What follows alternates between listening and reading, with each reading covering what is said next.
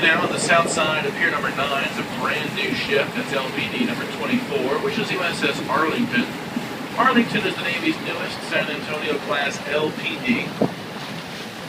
She's 684 feet long, 105 feet wide. There's a crew of 361 and the ability of carrying up to 800 Marines. There are two unusual looking structures on top of that class of ship. Those are called advanced enclosed mast systems. A lot of the communications and radar equipment for the ship have been housed in the interior of the mast. That'll help protect the sensitive equipment from the elements. The large angled sides of the mast also offer stealthing effects for the ship. On the north side of Pier number 9 is ship number 98, USS Forrest Sherman. Forrest Sherman is another one of the Navy's newer Arleigh class destroyers. Ahead of us to our right at Pier 10, we'll see two Henry J. Kaiser class fleet oilers. The USS naval and the USS John Linville, and the USS Bighorn that we saw just a little while ago. Now the next ship we'll point out is ahead of us to our right at the south side of Pier 11. That's an aircraft carrier, number 75, USS Harry S. Truman.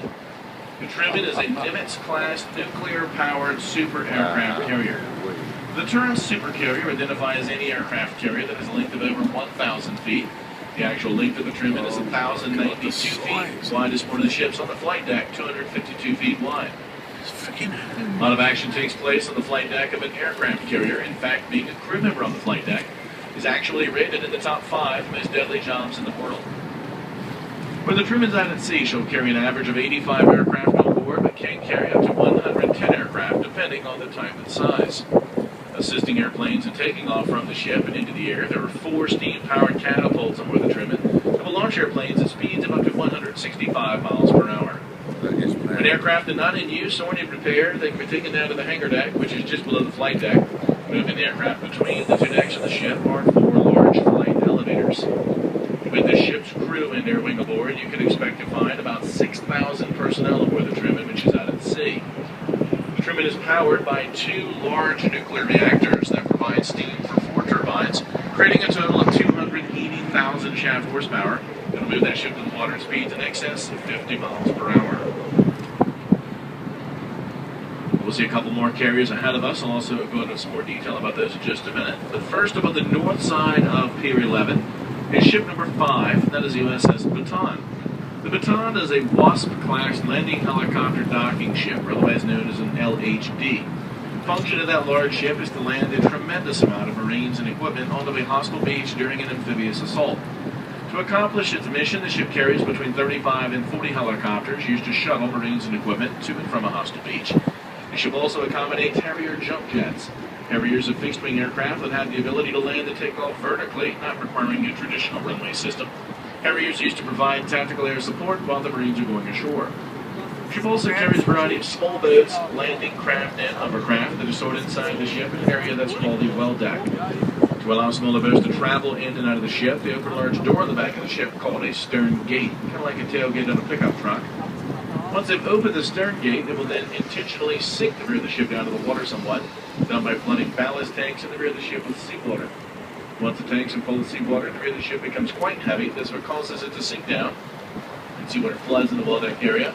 Enough to flood the small boats, which allows it to drive in and out of the ship. Number 5, the USS Baton, is 844 feet long, 106 feet wide, has a crew of 1,292, and the ability to carry 1,877 Marines. The ship also has extensive medical capabilities. We're able to convert the inside of that ship into a 600-bed hospital. Hospital on board the ship would include a 21-bed intensive care unit, 21-bed trauma unit, and 6 operating rooms. And we'll see 2 more carriers out here today. First one's on the north side of Pier 12. It's aircraft carrier number 65, which is USS Enterprise. She's no longer in service, though. The Enterprise was the Navy's first nuclear-powered super carrier. She's also the largest warship in the world, at 1,123 feet in length. The widest part of the Enterprise is at the flight deck of the ship. It's 252 feet wide. On a typical deployment, the Enterprise would go to sea with about 80 aircraft on board, though she can carry up to 100, depending on the type and size. With the ship's crew and air wing aboard, you could expect to find right about 5,600 personnel on board the Enterprise when she's out at sea. The Enterprise was the Navy's first nuclear-powered supercarrier. That ship is powered by 8 small nuclear reactors. That will produce a total of 280,000 shaft horsepower. It'll move the ship in the water at speeds in excess of 50 miles per hour. The service expectancy of a nuclear-powered supercarrier is 50 years of service. These ships only have to be refueled one time during the 50 years.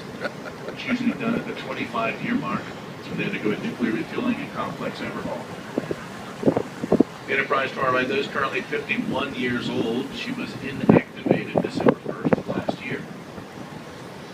They're in the process of removing things from the ship right now. Soon they'll take her to the Huntington Ingalls Industries Yard, which is off in the distance to our left.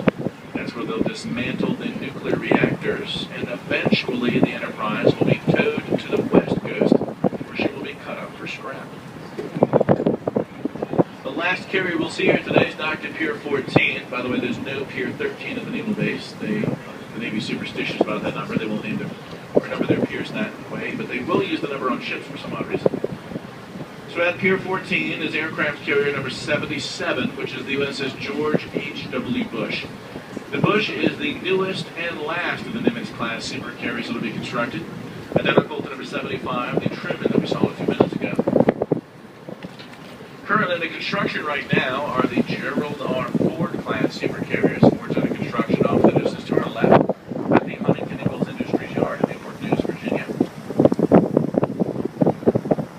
Now the cost of these carriers will probably surprise you. There are 10 Nimitz-class carriers in service with the U.S. Navy. They average at about $5 billion apiece. Now again, the Ford's under construction right now. That ship has a current projected cost of $12.6 billion.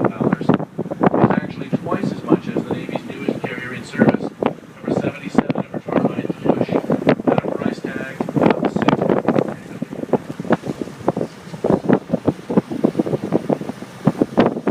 You can see about the ship has about on the left-hand side. Probably bound for Norfolk International Terminal. Now, as we pass the carrier piers, if you look ahead of us to our right, past the Rock Jetty, you'll see the Hampton Roads Bridge Tunnel, which is part of Interstate 64. The 3.5-mile long bridge and tunnel